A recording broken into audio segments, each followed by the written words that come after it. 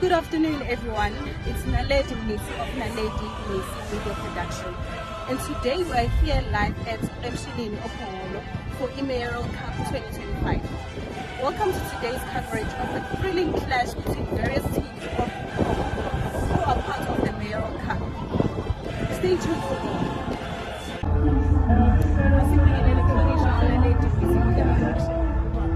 Angibingelele dadewethu Naledi Mnisi Production. Kabalaleli emakhaya ababukeli kuleke amakhosi nakithi asenkulu kuleke nasezinduleni zamakhosi abantwana bonke umphakathi wonkana walapha kithi kwaBhola kusukela ku-Ward 50 ku-Ward 1 kuya ku-Ward 15. Hlonishwa umeya waseBhola ubaba uBheki Thwala umeya walapha kithi.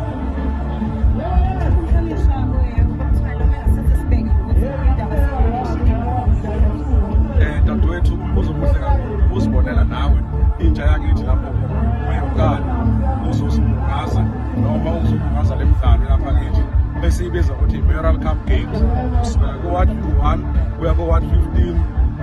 Wonke abadlali balawa mabantu baphele lapha kithi emshini namhlanje. Sinomdlalo okwezinyama okuyisoka eyamadoda bese siba nomdlalo futhi lapha kithi encotshane okuyisoka futhi ewi-lady soccer. Ayadlala nje amathimba abesifazane amathimba lapha kithi ku-Ward 10 encotshane kanjalo futhi nabadlala irugby bakhona futhi. Kule nyanga-ke njengoba siyazi ukuthi kuyinyanga yabesifazane, kuyinyanga ephelile, kuyinyanga yamadoda, kule nyanga eyadlula le ephelile kuyinyanga yabantu abasha. Siwumkhandlu waseBhola siyasiqoqe bonke abantu abasha kusukela ku-Ward 1 bazodlala la kithi emshinini esibiza ukuthi RCL emshinini kashukela. Sitheke siwumkhandlu waseBhola ukubambisana bonke abahlonishwa, ukubambisana bonke abakwasport.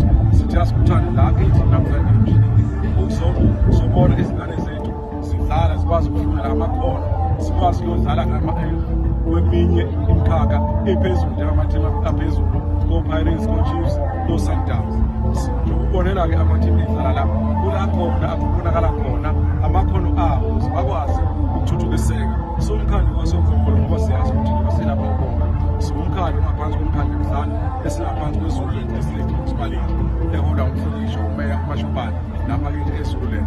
Nakhona-ke silungisela namhlanje sihlomela ukuthi kuhlonze abadlali bethu balapha eBhola abayozisimela kwiZululand District Tournament okuyi-Mayoral Cup Games. Nakhona ngalapho futhi umhlonishwa kumeya uMashobane uyabize amathimu ahlukene, amathimu amakhulu azokwazi ukuhlonza abazoskawuta noma ukuzohlonza abadlali abangayodlala emathimini amakhulu.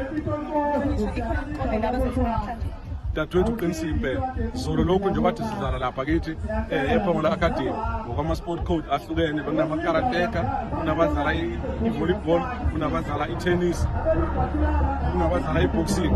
Sibakhomelise bonke abawinile lapho o-number 1 kunama-athletics futhi khona kade begijima. Sibanikezela ama-medali kusukela kwi-bronze, i-silver, i-gold nama-trophy amakhulu esibakhomelise ngona iy'ngane zethu ekungama-token of appreciation ukuthi zenze kahle. Sikhuthaza futhi ukuthi ziqhubeke zenze kahle. Namhlanje-ke lapha ebholeni lezinyawo sinabo futhi abadlali bethu, sinabo ama-medals abazophuma futhi nakhona number 3 uzothola i-medal, number 2 athole nama-medals, number 1 athole ama-medals kanti ne-trophy enkulu esikhombisa ngawo ukuthi siwumkhandlu waseBhola sikhuthele kangakanani ukuthi iy'ngane zethu sizibonakalise ngokwamathalente azo.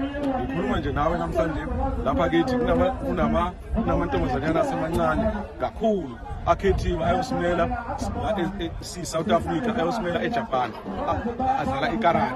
Akhethiwe awina lapha eMandeni wange-tournament akhethwa qoka ukuthi ayosimela eJapan. Siwumkhandlu waseBhola siyaziqhenya ngalezo ngane zethu eziyomela iSouth Africa yonkana. Ngizokhuluma njengenomhlonishwa uMashobane owe-district ukuthi asibambisana labantwana abancane ngoba basuka lapha kithi eBhola lapha ku-Ward 10. Kunengane yakwaMakhubu, kunengane yakwaNcumane, amantombazana nje amabili ayosenza siziqhayise ngabo ukuyosimela eJapan. Sokwenza konke okusifanele njengomkhandlu waseBhola ngokubambisana ne-district ukuthi siyilekelele lezi ngane zethu ziyosimela le eJapan ngonyaka ozayo manje.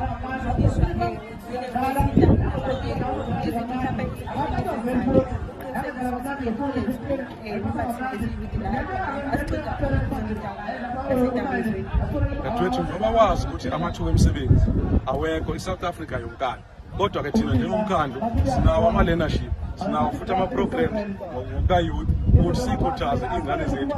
Khuluma nawe nje kuney'ngane eziwu-40 ezithathiwe ezifundiswayo lapha kithi, ezinye zise-Belgrade, ezinye zilapha endaweni yakithi eGodlwane la zifunda khona, zifundela iy'nhlobo ezahlukene. Siyayiqoqa-ke iyouth njengoba kithi njengoba ama-skills ukuthi zikwazi ukuthuthukiseka, zikwazi ukumelana nesimo zokuzithuthukisa zona ngaphandle ukuthi ziqasheke ngoba amathuba emisebenzi ayikho. Siney'nhlelo eziningi somkhandlu, uma nje ingane ngikhulume ngiy'nganeni ukuthi ngiyokhuluma nazo ngizimeme noma ngizinxenye ukuthi sina-learnership yokwakha, sine-learnership ye-plumbing, sine-learnership yokunye ukuhlukana kwa-agriculture, siyifundise phinde zibe nazo futhi i-stipend njengalezi nje sikhuluma ngazo ezilapha endaweni yakithi eGodlwane. Sine-stipend sika-2.5, iprogram yabo izoba 6 months. Emva kwalokho zothola i-degree, zizokwazi ukufunda kuzona ngohlelo lwalaba abasilekelelayo ukuthi zifundiseke, zingakwazi futhi ukuyosimela nasemazweni ahlukile ngaphandle, ziyoqhubeka futhi zithuthukise amakhono azo.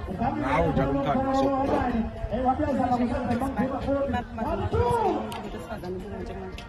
Dadewethu kwimbokode yonkana izwe lonke noma lapha kithi oPhongolo, iZululand district yonke, siwumkhandlu wasoPhongolo sizibophezele kakhulu ekutheni i-gender based violence asikhuthazi ukuthi ibe khona oPhongolo. Sikhuthaza ukuthi uPhongolo lube i-crime free zone lapha kithi emkhandlweni. Futhi siyazi ukuthi abezidakamizwa nakhona siyabanxusa abantu abasha kakhulukazi ukuthi phansi ngeyidakamizwa, phansi ngokuhlukumeza ngabantu abasha, phansi ngokuhlukumeza ngabantu abadala.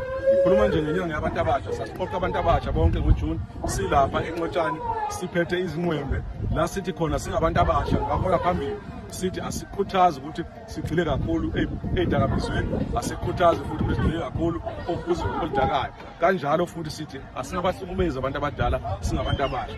Ngenyanga ephelile nje dadewethu njengoba kungabantu kuyinyanga yamadoda, singamadoda alapha kithi oPhongolo, sibuke sonke sihola namakhansela awesilisa, sihola umphakathi wonke, sithi asihambeni siyoyibonakalisa, sithi asikhuthaze ukuthi siwumkhandlu wasoPhongolo noma singamadoda lapha kithi oPhongolo sihlukumeze abantu besifazane.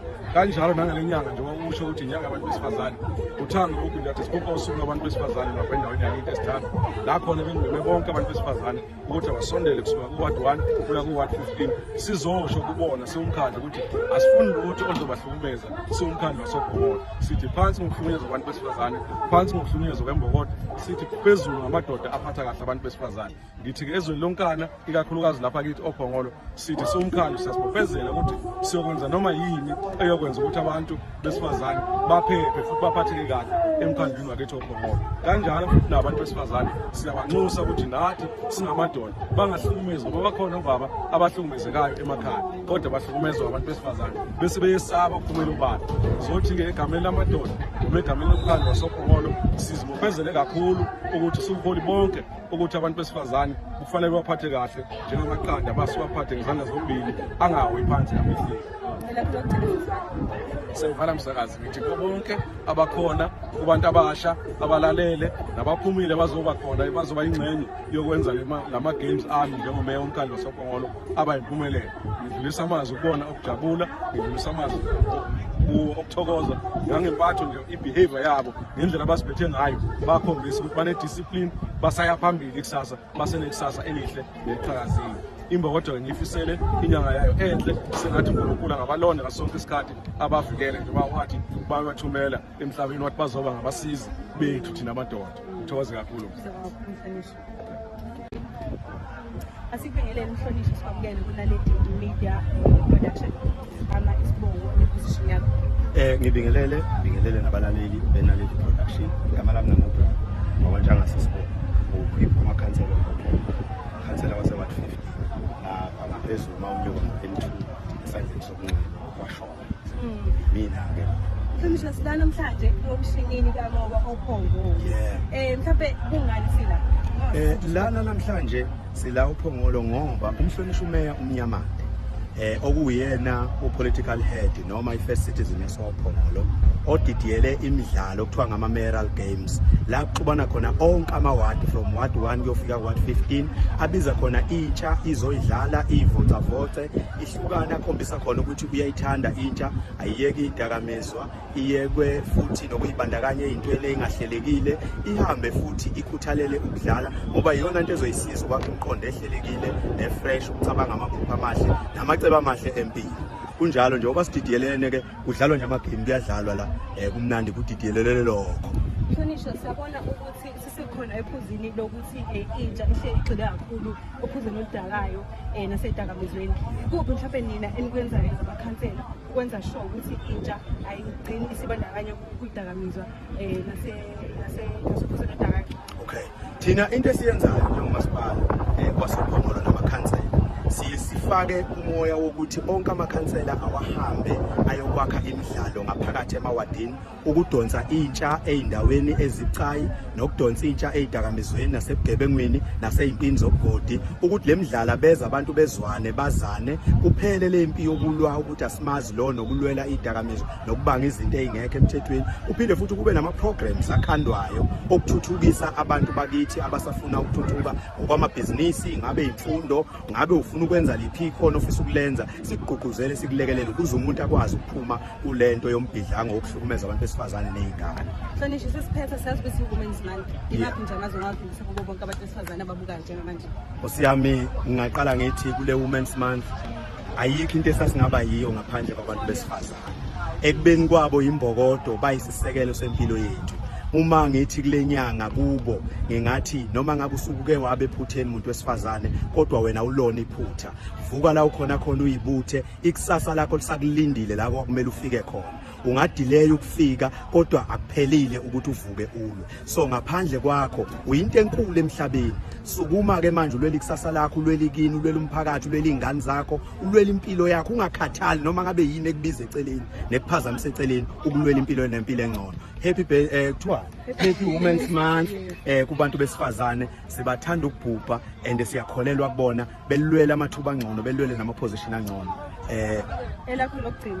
Elami lokugcina bafowethu okukhulu kakhulu ukuthi mina sengigcina kune-invitation yeyinsizwa engiyimemile lapha eWard 15 ngomhla ka-20 ngolesithathu mhla ka-20 August ngimeme onke amadoda inqungquthela i-Men's Conference. Siyazi ukuthi le Men's Conference izobe ingenyanga yabantu besifazane kodwa sizothi-ke ubaluleke ngani umuntu wesifazane uphathwa kanjani yini okumele siyenze ukuthi abantu besifazane behlale bemqoka futhi sibavikela sibalwele ukuthi nabo bethuthuke bebe ngcono namadoda yini okumele yenze emphakathini ukuvikela ingane ukuvikela umphakathi ukuvikela umnotho ukuvikela isizwe. So engingakusho-ke mina angeke siphile ngaphandle kokubambisana ofundile akazotakula ongafundile akamhloniphe naye acathule kofundile othuthukile akahamba otakula ongathuthukile ngoba kusasa sonke siyadingana noyisicebi ungcwatshwa ngabampofana so bonke abantu bayadingana ngoba oyisicebi umbelwa impofana igodi. Ngiyabonga kakhulu nginifisela usuku oluhle nolunempumelelo bantu besifazane niyiphathe kahle ningayiyekeleli kuyo le nyanga yabantu besifazane sicela ukunibona niqhubekela phambili ningabulawa ningahlukunyezwa ingane zenu iphathwe kahle zilwela ikusasa elingcono uNkulunkulu anibusise. Siyabonga kakhulu.